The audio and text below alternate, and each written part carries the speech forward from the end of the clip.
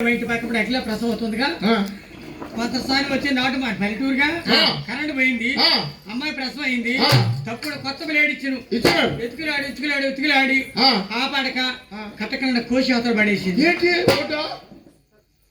Current వచ్చింది, బాబు ఎవరో చూసినాం, బాబు ఏడుతుండు, బొడ్డు ఉందా మరి కోసింది ఏంటి? బొడ్డు ఉందిరా, కోసింది ఏంటిరా? బొడ్డు నేనేమి బొడ్డు ఉందా? మరి ఇంకేం కోసాడండి? బొడ్డు ఉందా? మరి కోసిందేంటి మంత్రసాని? మా అమ్మో బొడ్డు బొడ్డు ఉంది. మరి ఇంకేం కోసిందండి? మా అమ్మో లక్ష. ఏంటది? లక్షల పైన పిల్లాడి తపసు పడిన రాహేలు గర్భమున తనయుడు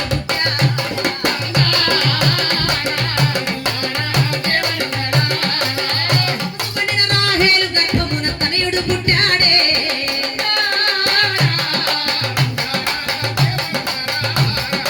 జారడు కన్నులా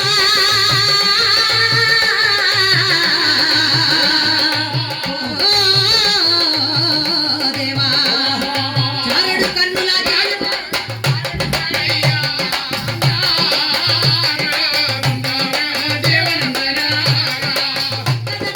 చక్రవర్తులను ధిక్కరించినాడే.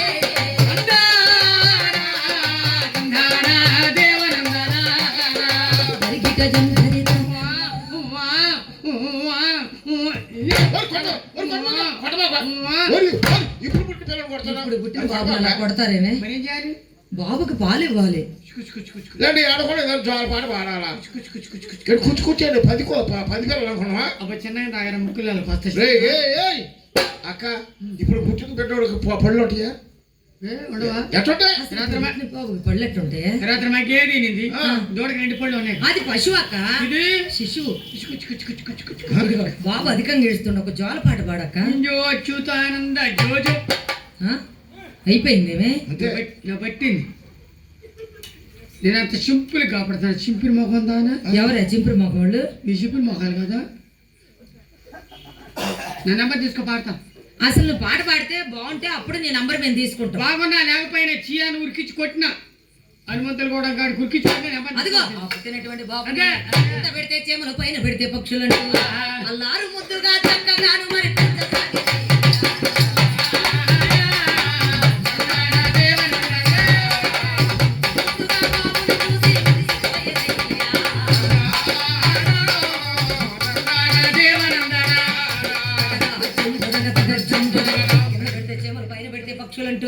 అల్లారు ముద్దుగా పెంచుతున్నారటండి. అయితే కాలం గడిచిపోతుందట. రాహేలు మళ్ళీ నెల తప్పి ఉందట కొన్నాళ్ళకు. అయితే యాకోబు గారికి ఒక ఆలోచన కలిగిందట. నేను నా మేనమామల పట్టణానికి వచ్చి చాలా కాలం అవుతుంది. అంటే 21 సంవత్సర కాలం గడిచిపోయిందటండి. అంటే పదునారామ పట్టణం నుంచి మరి మేనమామల పట్టణం పదునారామ పట్టణానికి వచ్చి ఎన్ని సంవత్సరాలు అవుతుందండి? 21 సంవత్సర కాలం గడిచిపోయిందటండి. ఆలోచన కలిగినటువంటి యాకోబు మామగారి దాపునకు వెళ్ళి రండి రండి ఓ మామయ్య అంటూ కేక వేసినయ్యా.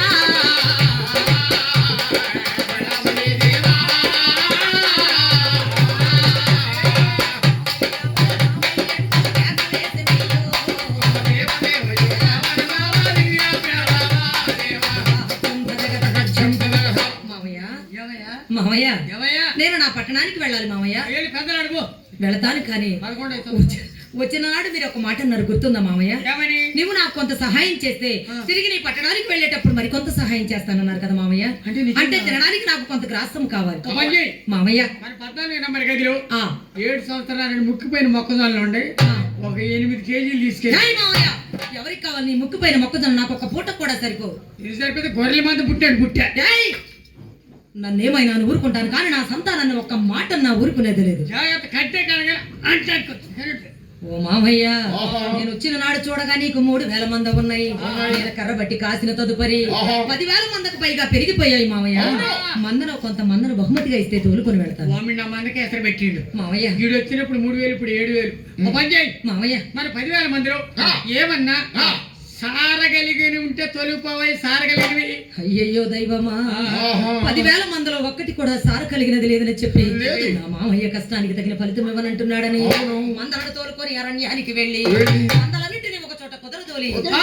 దేవా తండ్రి. నా మామయ్య కష్టానికి తగిన ఫలితం ఇవ్వనంటున్నాడు తండ్రి. తండ్రి. హల్లెలూయా హల్లెలూయా హల్లెలూయా హల్లెలూయా హల్లెలూయా హల్లెలూయా హల్లెలూయా హల్లెలూయా హల్లెలూయా ఎన్నో ఎన్నో మేలులు చేశావయ్యా, నిన్నే స్తుతించెదను యేసయ్యా. ఎన్నో ఎన్నో మేలులు చేశావయ్యా, నిన్నే యేసయ్యా. హల్లెలూయా హల్లెలూయా హల్లెలూయా. హల్లెలూయా.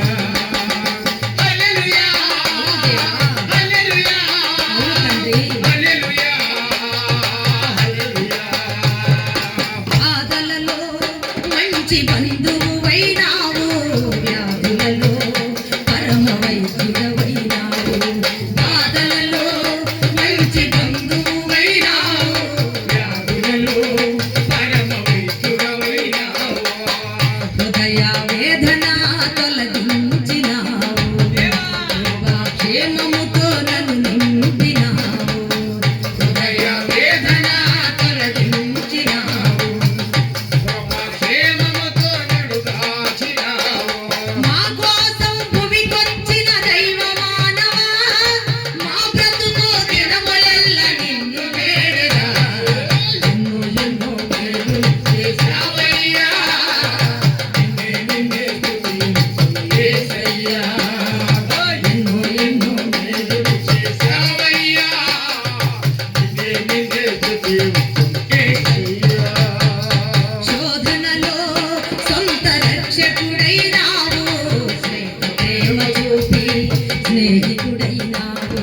శోధనలో సొంత రక్షకుడైనావు, ప్రేమ చూపి స్నేహితుడైనావు.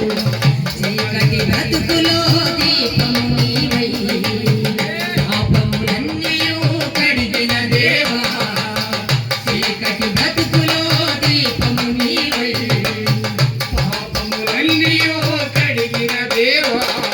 మా హృదయలో ఉదయించిన నీతి సూర్యుడు, మా బ్రతుకు దినములెల్ల నిన్ను వేడురా.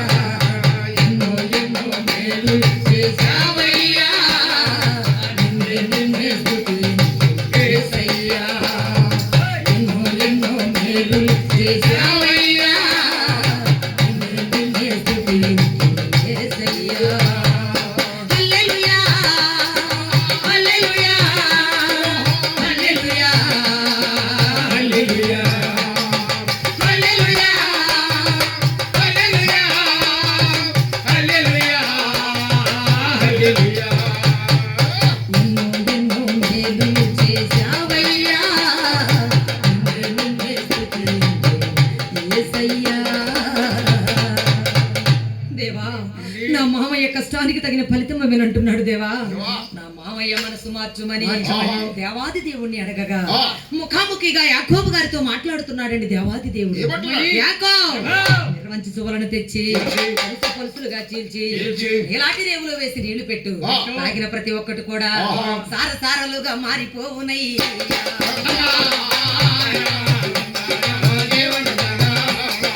తాగినవన్నీ సారసారలుగా మారిపోవునయ్యా.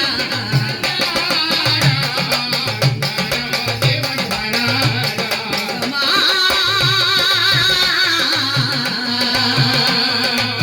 ఓ దేవా. యాకోబు నిర్వంచి సువలను తెచ్చి పలుసు పలుసులుగా